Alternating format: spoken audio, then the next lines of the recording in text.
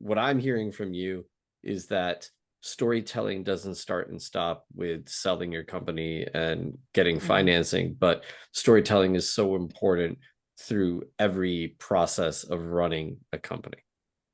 everything. Yeah. And Yeah. even I will make a Dax Shepard plug here. I listened to a fascinating Love it. podcast with him this morning that was with this guy, James Doty, that wrote a book on the power of manifestation. You should listen to it. It's Yes. really interesting if you haven't listened.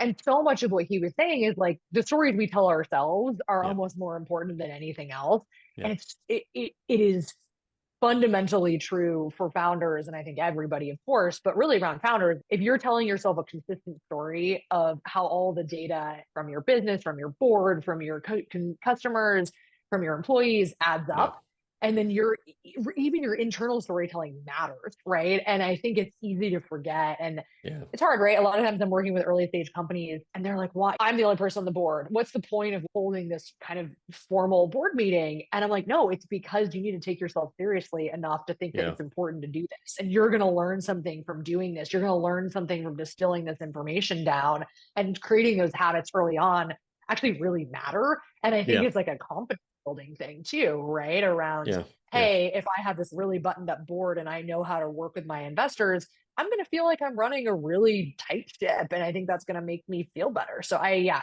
storytelling does not just, I think it's so easy to think it's just around fundraising, but it's everything. It's hiring, Yeah.